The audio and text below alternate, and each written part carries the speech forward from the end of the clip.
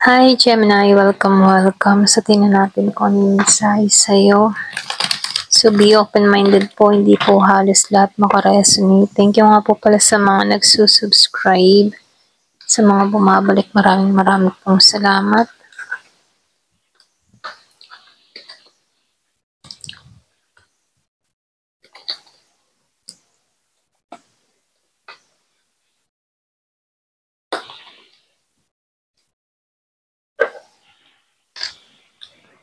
Nakikitaan ko dito, iba sa inyo, meron kang napagtagumpayan dito. Matalas kang mag-isip, okay?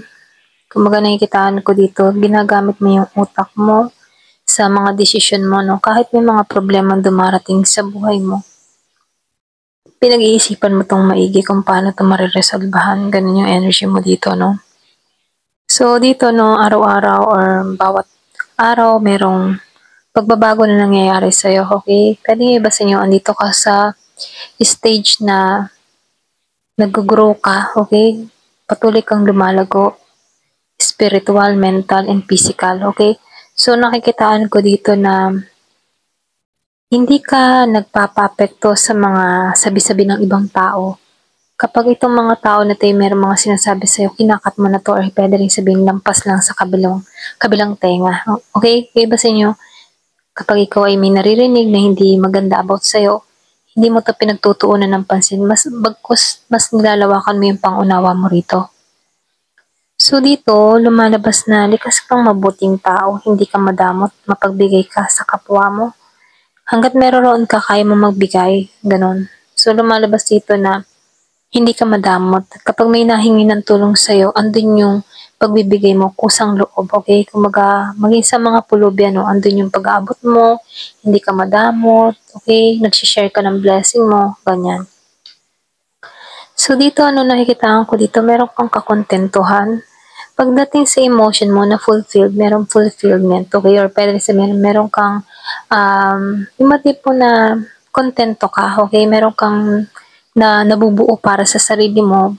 So, nakikitaan ko dito pagdating sa emotion mo, walang kulang, okay? Kumbaga, tanggap mo kung ano ka, kung anong meron ka. So, nakikitaan ko dito, hindi ka naghahanap ng mga wala sa'yo, okay? Kumbaga, kahit simpleng pamumuhay, tanggap mo kung anong meron ka dito. Ganon. So, nakikitaan ko dito, masaya ka at kontento sa kung anong meron ka. Ayan. So, dito, ano yung iba sa inyo, meron kang mga pinagdaanan na minsan 'pag naaalala mo 'tong mga pinagdaanan mo dito, yung ba nagbabalik tanaw ka din sa mga nakaraan, sa mga pagsubok na naranasan mo or puwede rin sa mga experience mo 'no. Nakikitaan ko dito na nakatayo at nakatayo ka. Kumbaga 'pag iniisip mo 'to at naaalala mo 'to, nakikitaan ko dito na binago ka ng mga experience nito kung bakit matatag ka dito. Yung iba sa inyo nakikitaan ko dito, medyo defensive ka, no? Pwedeng maingat ka or pwede ring may trust issue ka. Hindi ka basta-basta nagtitiwala. Pwedeng base sa mga experience mo sa buhay or pwede din base sa karanasan mo kung bakit hindi ka nagtitiwala. So, lumalabas ito may trust issue ka. So, nakikitaan ko din dito sa iba, marunong kang bumalanse, no? Ginagamit mo yung instinct mo, yung intuition mo. Nakikita ko dito malakas yung sensor, puwede ring sabihin ramdam mo, okay? Marunong kang bumasa or puwedeng aware ka sa spiritual. Yung iba sa inyo, puwedeng relihiyoso ka, relihiyosa, or puwede ring likas lang na malakas lang yung pakaramdam mo.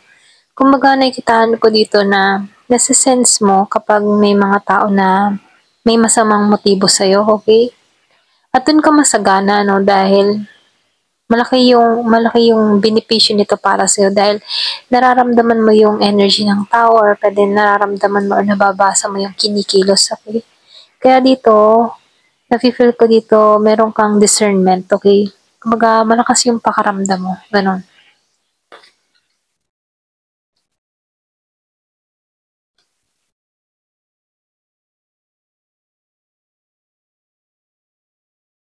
So dito 'no, meron akong nakikitang taong nag-iintay. Puwedeng iniintay niya lahat ng mga pinaghirapan niya. Puwedeng nagbagong simula or puwedeng bago sa trabaho, bagong may yung tipong may bagong business, bagong trabaho. Kumbaga andito pa lang siya sa pag-iintay, okay? Puwedeng meron siyang gustong pag-ipunan, mga gano'n 'no. So nafi-feel ko dito nag-iintay lang 'tong tao na 'to ng resulta ng kanyang mga pinaghihirapan, okay? So dito lumalabas din yung hustisya, okay? Meron akong nakikitang justice sa'yo, okay? Makakamit mo yung hustisya, kumbaga nasa sa'yo papabor yung sistema, yung mga tipong hindi mo kailangang gumanti physical or maging sa salita ano, mismong yung panahon na yung gaganti para sa'yo, okay? Makakamit mo yung kapalaran, makakamit mo yung hustisya dito, okay? So nakikitaan ko dito na meron tatanggalin sa buhay mo or puwedeng tinanggal 'to sa buhay mo, okay? So nakikitaan ko dito justice na yung kikilos dito, ayan. Kung merong mga taong nag-atraso sa'yo, nakikitaan ko dito na makakamit mo yung hustisya, okay? Hindi ayon sa ganti mo kundi ayon sa ganti ng tadhana, ayan, o ng panahon. So nafi-feel ko dito puwedeng karma, ayan. Depende sa gawa. So, dito meron akong nakikitang 444, 1111, 222. Meron akong nakikitang pagkikitang muli dun sa iba, no? Kung madalas mo makita yung mga ganong numero, okay, angel number 444, 1111, 222. So, yung mga paulit-ulit na numero, okay? So, meron ditong synchronicity or pwede rin meron ditong malalim na mensahe yung numero na yun na pinaghahanda ka dahil palapit na yung soulmate mo or palapit na tong taong iniintay mo. So, nakikita ko dito, merong pagkikitang muli, okay? Kung meron kang kadiling na Aries, Leo, or Sagittarius, meron akong nakikita pagkikitang muli. Kaya lang ano, meron din akong nakikita ditong betrayal dun sa iba. Kung meron akong kadiling na Gemini, Libra, or Aquarius, meron akong nakikitang betrayal na nangyari or naganap dito. Pero nakikitaan ko dito, nakabangon ka dito, no? Yung betrayal na nangyari sa'yo, ito yung nagturo sa'yo kung bakit nagiging kang independent sa panahon ngayon. Kung bakit naitatayo mong mali yung bandera mo, no? So, nakikitaan ko dito, nagiging kang masinop ngayon, nagiging kang matatag. Kumbaga, wala kang ibang masasandigan kundi yung sarili mo. Okay, yung iba sa inyo nagtitiwala ka sa sarili mo. Yung iba sa inyo nakikitaan ko dito na nagpapaka-busy ka, napaka-workaholic ano. So, nafe-feel ko dito, mas binubuhos mo yung oras mo sa trabaho. Yung iba ha, dun yung ano, yun yung pinagpopokusan mo, yung trabaho. At hindi mo iniinda, yung, or hindi mo iniisip yung mga nangyari, okay, yung mga betrayal na naranasan mo. Mas nagpo-focus ka dito sa ikaw unlad mo, okay? So dito, meron din ako nakikitang palaban kang tao. Handa ka. Yung ba tipong handa ka kung sakaling darating tong tao nag-betray sa'yo, no? Handa kang ikat ito sa buhay mo or handa kang ipaglaban yung sarili mo, okay? So, yung iba sa inyo, meron akong nakikitang mensahe. Excuse me po. Meron akong nakikitang mensahe. Pwede magmensahe tong tao na to. Pwedeng tadtadin ka ng mensahe nito kasi nakikita ko dito, hindi lang isa, madaming mensahe. Ayan. So, dito, no, meron kang tapang, lakas ng loob. Okay, kaya mo to. Kaya mo malampasan to mga pinagdadaanan mo. Kumbaga, ginagabayan ka dito na makayanan to. So, binibigyan ka dito ng tapang, lakas ng loob na harapin to mga pagsubok na kinakaharap mo. Okay? So, tingnan natin yung advice sa'yo. Ayan, pasensya na ako'y nasasamid. Excuse me.